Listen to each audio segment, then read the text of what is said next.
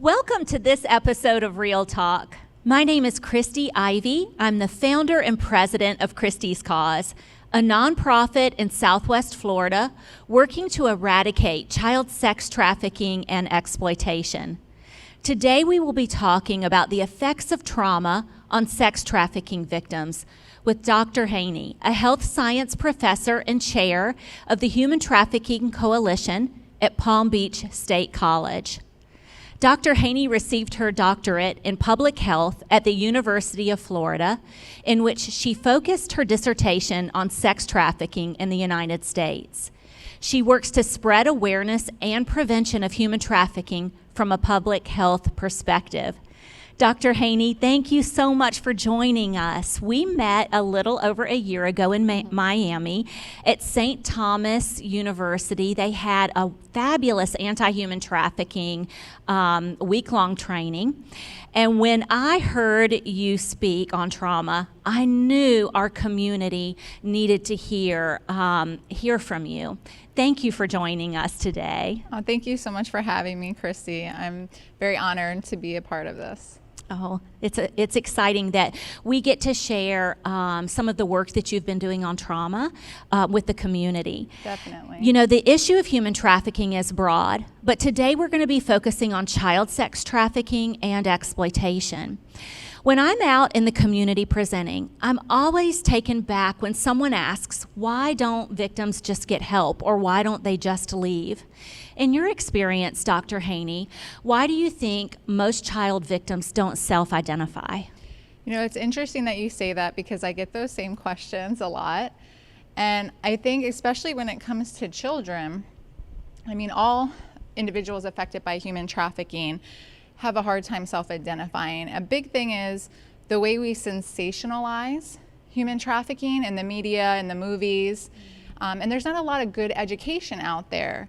And the good education is very sparse and it's not well disseminated.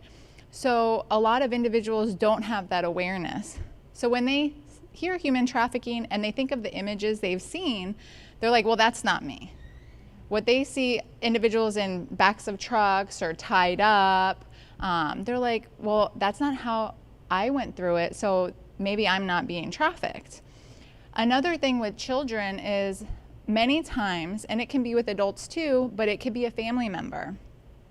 So they don't always associate that with human trafficking or abuse, especially because what happens to them can also become normalized. So they think, well, this is normal. What's so different about what's going on with me? Or I trust this person.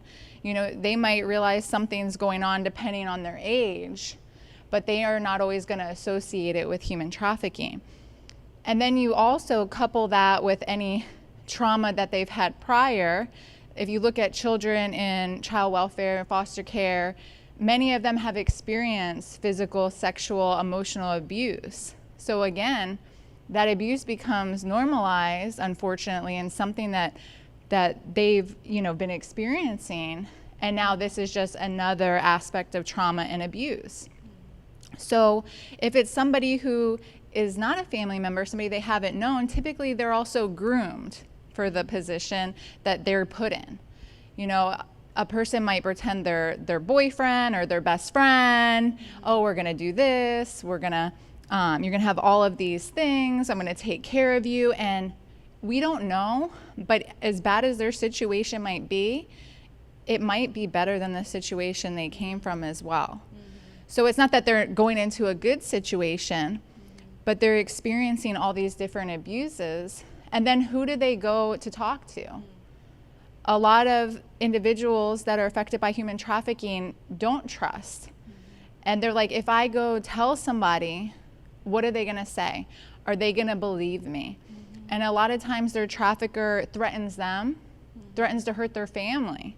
And many times they just don't want anything to happen to their family. So they're like, I'm just not gonna say anything. And the traffickers also will tell them, well, you're the one doing wrong. You're the one that's breaking the law. You're the one that's a criminal. So you're gonna go to the police and you're gonna go to jail. So they brainwash them with all of these different aspects. So it's really scary, especially as a child. You're already having all this stuff happening to you. Who do I go to? And then if you think about substance use, especially in Florida, we have the opioid epidemic. We have really high rates of substance use down here. I mean, all over the country. But if somebody is, high, their reality gets a little distorted too. So then they begin questioning even more, or they're like, oh, if I tell somebody, they're just gonna think that I'm on drugs. So you have all of those things together that really become, compounded, and they don't know what to do. Wow. And then they're risking their lives to go try to get help. It's a very multi-layered and complex situation. How can we increase awareness and identification if we're dealing with all of these issues? Well, like you said, there's so many different layers to it. I think the big thing to start with is education. And what's really cool about Florida is we just passed legislation a year ago for K through 12 education on human trafficking. And of course, it's going to be age appropriate by grade. They have a team working on what this is going to look like and people who are going to implement it in different school districts. So I can't wait to see what that looks like. So that'll be a plus. I'm hoping there's a parent component, because parents also need to be educated on what human trafficking is. So at least that way we can try to make children aware, start these conversations with families and communities, because that's what we really need to do. We need to have that awareness in the community. And then the other thing is professionals. We need like a frontline army of professionals that understand human trafficking, that understand trauma, to know what it looks like, because most people, even when they start learning about human trafficking, it's still confusing because it looks so different all the time. It doesn't always look the same. So they're like, well, how do I recognize all of it? So if we can train law enforcement too, and if somebody is involved in prostitution, or somebody might be undocumented, or somebody might be on substance use, why don't we screen them and see what else is going on before we just say, oh, you're breaking the law and let's just penalize you for that? Why don't we take it a step further? Especially with children. There's still children that are arrested for prostitution in the United States. That blows my mind. Yeah, I mean, it's incredible. And you think about the Trafficking Victims Protection Act, the TVPA, that's federal law. But then we have 50 states who have laws. And then do they all implement the federal law? So we still are incarcerating minors for prostitution, but if you look at the Trafficking Victims Protection Act, it says that any minor involved in commercial sex, it's automatic sex trafficking. So why are we arresting them for prostitution? It's like we're dealing with all the complexities in the victims and the survivors, and then we add these complexities with law. And there's so many barriers to identification. You kind of named a few, but what are some other barriers? I think some other ones too. Think about what's going on now with COVID. There's a lot of, there's resources, but we can't always access them in general. And now with COVID, we've had this extra layer of difficulty in being safe and social distancing, and then some services weren't being provided. And then individuals are stuck with their traffickers more, or abuses they're facing at home, or domestic violence. So we have all these issues going on. And then you think about the stigma. So that's a barrier, just stigma for any of the things we've been talking about. And if somebody also is a racial or ethnic minority, there is already racial, injustices there and biases there, so it makes it harder for them to come forward. If somebody has a different sexual orientation or gender identity, that's another group that's marginalized, that makes it more difficult for them to come forward. And I think too, again, it's a lot of professionals don't know how to identify it. One of the largest places that does encounter human trafficking victims is in healthcare, a lot of times emergency rooms. So there's been a little bit more research done in that area now, which has been great. And they're requiring more healthcare providers to have, some basic training in human trafficking. It's a good start, but we need a lot more. Yeah. So we can identify it, when we're seeing it. So healthcare providers, they're seeing them when a human trafficking victim is in a bad situation, that they need emergency care. You know, so then they're seeing some of the red flags that are coming up, and thank goodness that it's being recognized. You know, just hearing you share all of that, it's really no wonder why we have so many few victims coming forward, because those are some significant hurdles. I mean, I think just any one of them would create paralysis. Oh, definitely. But to add one on top of the other, I think that really gives us a better understanding of why it's so difficult for victims to come forward and get help. You know, you brought up the ER rooms and how victims are presenting in ER because they're getting injured. They're in an their health is in an emergency situation, and so they're showing up oftentimes in the middle of the night in ER. How do we as a community, whether it be in ER, whether it be in the school system, just maybe at a Starbucks or a hotel, what does trauma look like in a child victim who is a survivor, who is surviving? So trauma can present in a lot of different ways. And a lot of times when somebody presents a trauma symptom, we think about it as something else. Like, oh, maybe it's a behavioral issue. Oh, this person's getting aggressive. They're acting out. They're defiant.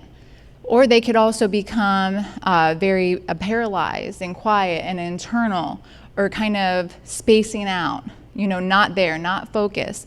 Another issue that a lot of law enforcement or healthcare providers have encountered with human trafficking victims and survivors is when they ask them questions or they go to tell part of a story. When you have a traumatic experience, your brain will fragment the memories into different parts of your brain. So sometimes the story won't be chronological, or later on you'll remember a different part.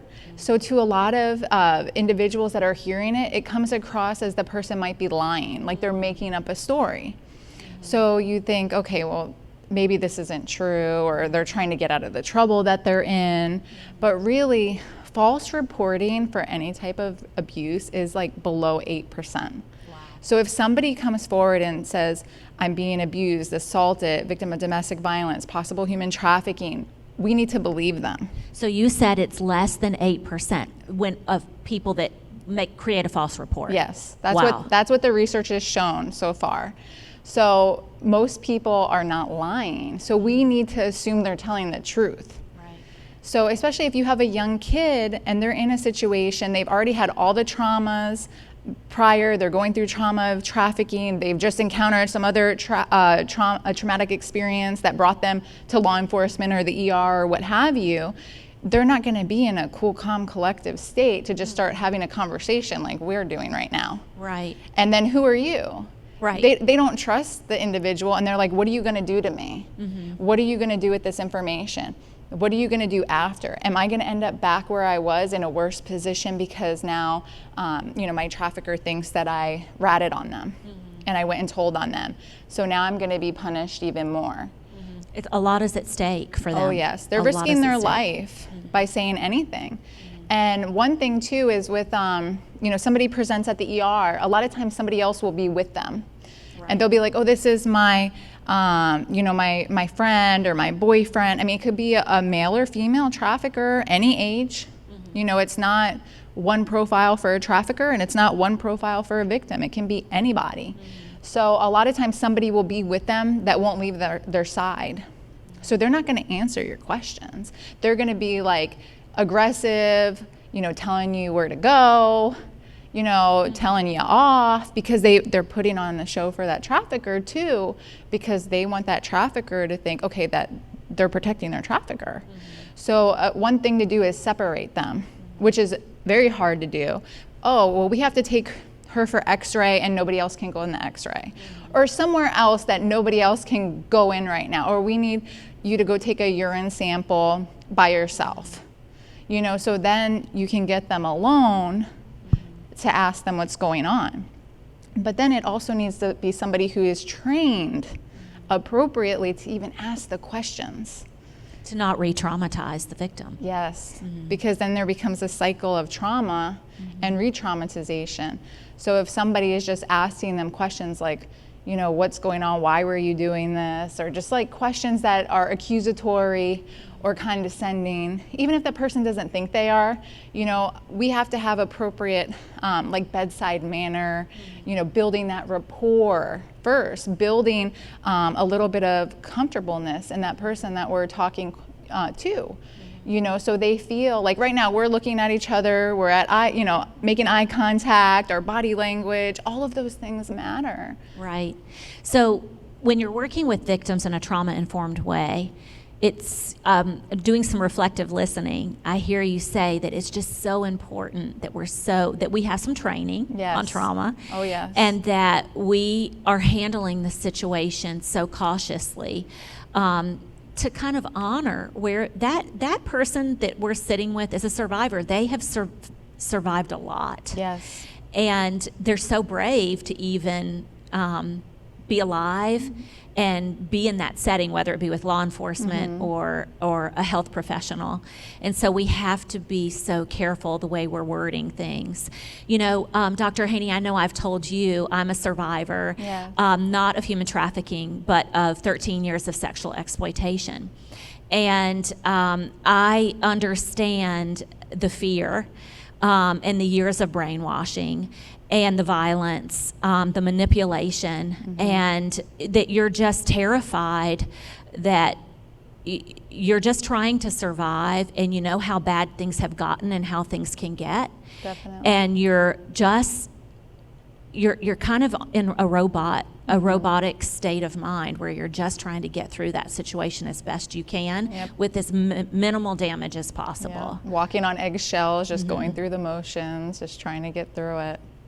You know, when you speak about training for trauma, is there training available for trauma? Can people become trauma informed? There is, and of course they can be. We need more trauma-informed training. Like we're doing now? Yes. And this is a good start. This is, you know, something that opens your perspective and starts the thought process, and hopefully starts engaging you in conversations about it to get more training. A training that I like a lot and I use when I give trainings is from SAMHSA, the Substance Abuse and Mental Health Administration. They have really excellent trauma-informed trainings and materials, books, and you can get them online for free. So I think we're going to put a link to that in the description of this video, awesome. So that everybody watching can access those additional resources that you're mentioning. Yeah, I mean, they have phenomenal trauma-informed training, and it's not just for human trafficking. It's for anything, anybody that experienced any kind of trauma. And then, of course, if you work with a population such as human trafficking victims and survivors, then you want to get additional training there too. But a big thing with trauma-informedness is it requires a lot of training, a lot of experience, a lot of understanding, and also looking at ourselves and our personal biases and the way we see things. And we could say something to somebody and think, there was nothing wrong with what I said, but the way we said something, the tone, the way we might roll our eyes, or a term we use that maybe isn't a neutral term. You know, there's so many little nuances, and it kind of is scary because you think, well, what if I say the wrong thing? You know, so there's so many aspects that we have to pay attention to. So I think the more you get exposed to trauma-informed training, to understanding your own traumas, because we all have some kind of trauma.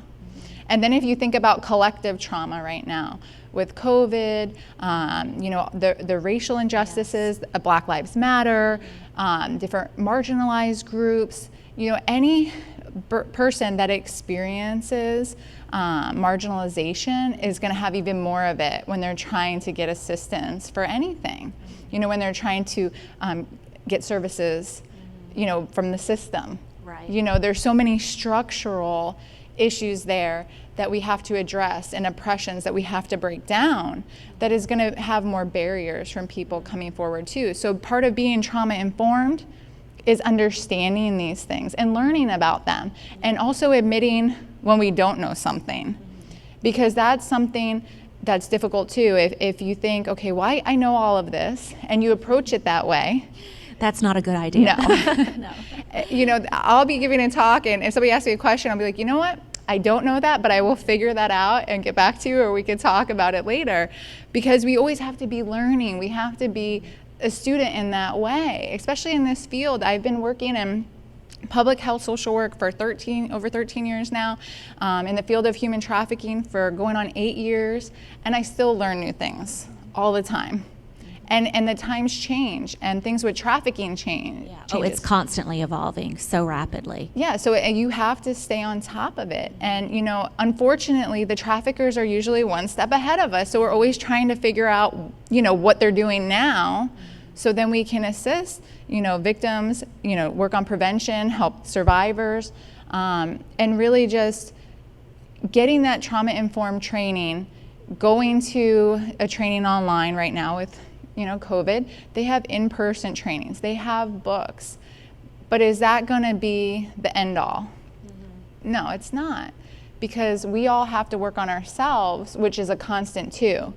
Because a lot of times individuals will think, okay, I can work in this field, I can do this, I can handle the trauma, and then they get triggered by something that they had no idea would be a trigger. Oh, it's so true, and it just can come out of nowhere. Right, and then you have to know enough to be able to talk to somebody. You should have a team or somebody that you know you can talk to and do debriefing with, you know, without breaking confidentiality of your individuals that you're working with, but also be able to talk about the vicarious trauma, the secondary trauma.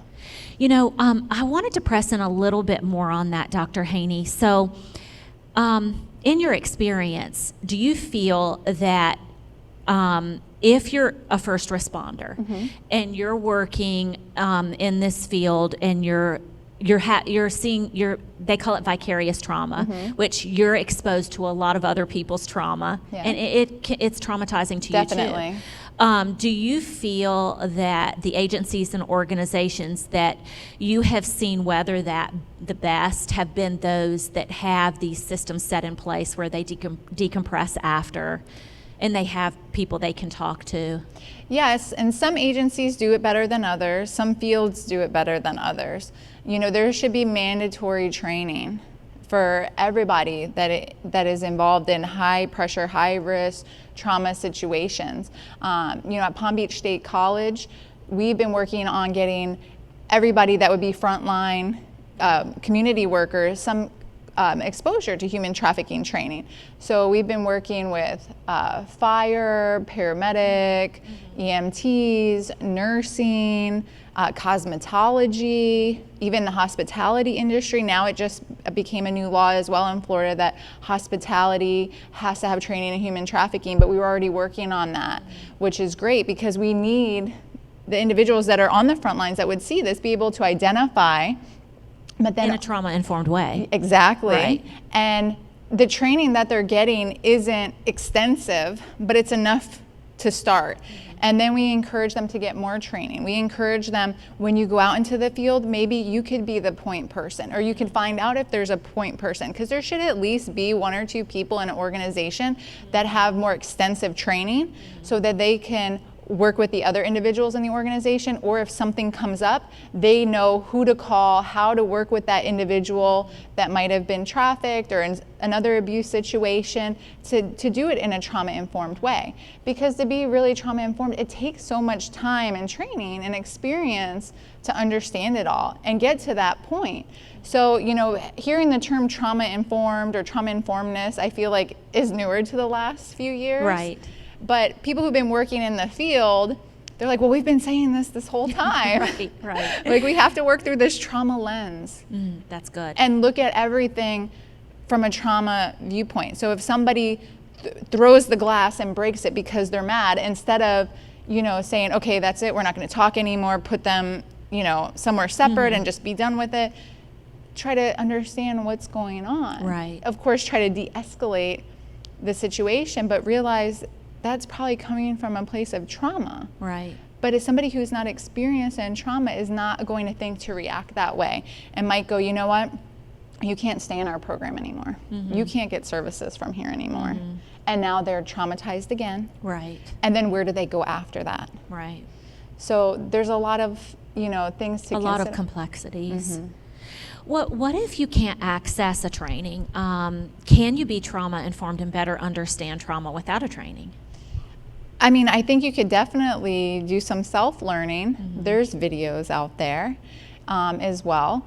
Like the resources that you're going to share are a great start.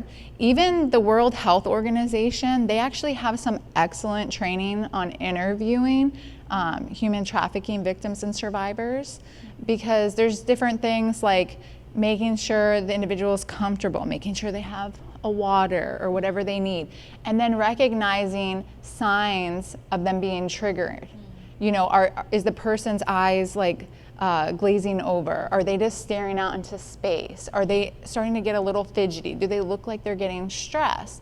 And at that point, a trauma-informed interviewer would take a step back and pause and say, is there anything I can get you? Do you want to take a break? Would you, use the bathroom, without making it so obvious? Right. Because individuals don't want to be treated with, like they're being treated with care, but they want to know that you're respecting Just them. with kindness. Yeah. And I think we all want to be treated with kindness. exactly. Yeah.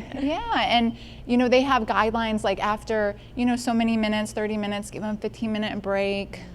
You don't want to be interviewing them all day long. If you think of like a law enforcement interrogation, those can be very high stress and take a lot of time. And something like that is going to be very triggering for somebody with a lot of trauma. So different law enforcement agencies right now are partnering with local victim services to do more of a trauma-informed approach. We do that in Palm Beach County, and we do it really well. It's a really beautiful model, and it's so good to see. And they're trying to encourage more counties to do the same thing. That's amazing. Yeah. And maybe you can share some of some links with us, Definitely. Dr. Haney, and we'll make sure we get them in the description of this video so that people can easily access them. Definitely. This has just been such a powerful episode. Thank you so much for joining us. It's vital that we understand the impact of trauma in the life of a victim and respond in a trauma-informed way. Please take advantage of the additional resources that we're providing you in the description of this video. Thank you for joining us on this episode of Real Talk with Dr. Haney. Thank you so much.